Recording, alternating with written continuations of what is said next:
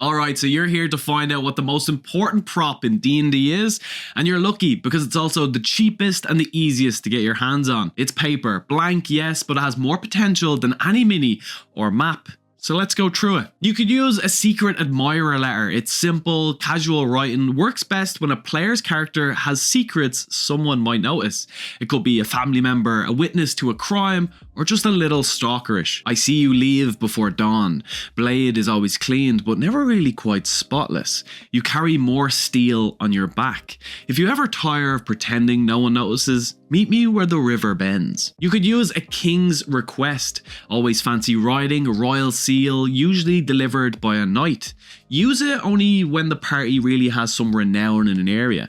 The king has heard their names once or twice and may need dragon slayers or someone to remove a rival. Think about the type of king that they are. Are they an iron fist or benevolent ruler? To really craft the tone. By decree of His Majesty King Aldrin IV, your names have reached the throne room more than once. You are commanded to present yourselves at the court within 3 days to discuss a matter of dragons and treason. You could use an inheritance or a will. Formal, legal tone, backed by a city seal, great for giving the party land, titles or gold, and as always, problems attached. Perfect for introducing a new area you really want them to explore.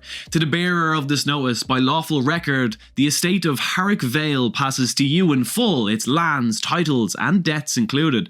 Report to Blackstone Manor within 7 days to claim your inheritance. You could use an invitation, clear time, place, and expectations.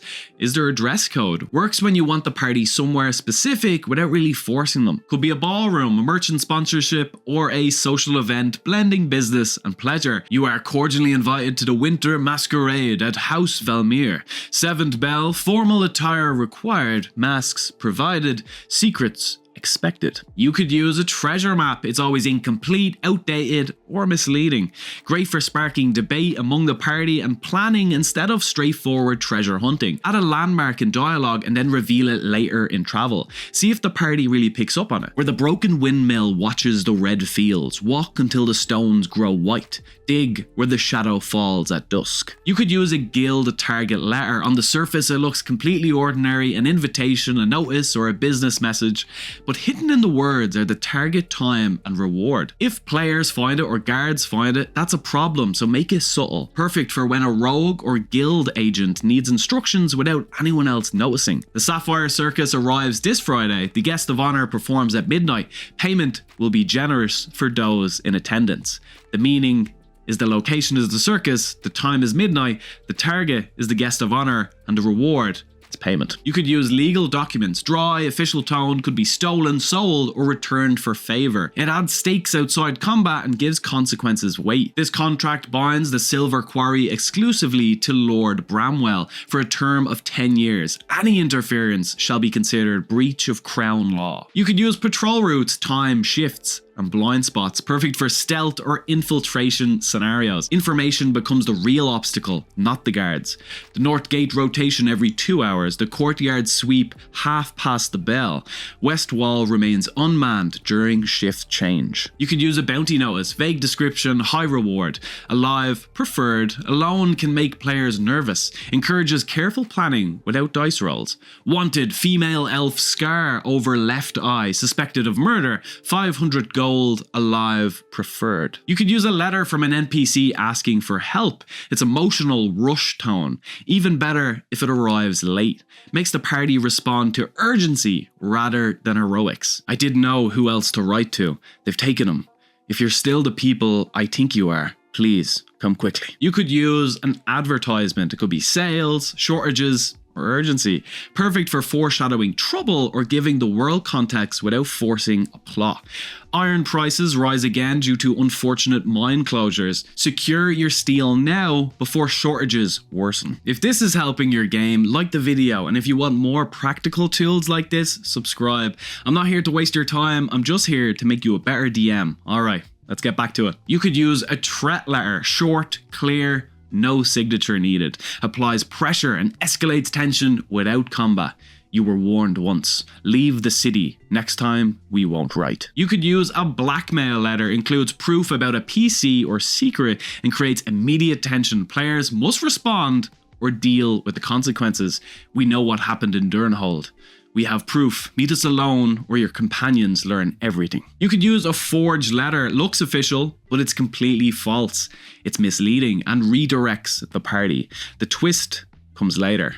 To Captain Harl, release the prisoners immediately by order of the Crown, and it's stamped, but it's fake. You could use a last words letter, written by someone already dead. Bonus, if incomplete, adds urgency and mystery effortlessly. If you're reading this, I failed. Don't trust, and then just add a squiggly line. You could use a letter intended for another person. Wrong name, right information, great for confusion and investigation without forcing choices. Brother, the shipment arrives beneath the chapel. Burn this after reading. You could use a villain correspondence. Polite, calm, and always terrifying. Shows the villain is always one step ahead. Perfect for subtle manipulation. You've been predictable so far. Continue, I'm curious how long it takes you to realize. You could use a confession letter, crime, betrayal, or cover-up. Changes how players view allies and enemies. It was me, I'm the one who opened the gate. I only thought they would scare them. You could use contradictory letters, same sender, different information. It creates doubt, arguments, and investigation opportunities. Letter 1 could say, the Duke is loyal. Trust him. But letter 2 says the Duke must not be allowed to speak to the king. You could use a late letter. It's dated weeks ago. It reveals something players should have known. It adds tension and forces reaction. Do not attend the banquet. It's a trap. Dated 2 weeks ago. You could use a letter that knows way too much. It mentions things never really spoken aloud. Instant paranoia and stakes for the party. You shouldn't have buried it beneath the oak tree. You could use an incomplete or damaged letter. Always has burnt edges, missing pages, or maybe their names are censored. Players must fill in the blanks, creating intrigue. Only some words are visible on the page. Words like, the ritual begins at, blood must be willing, do not let the cleric.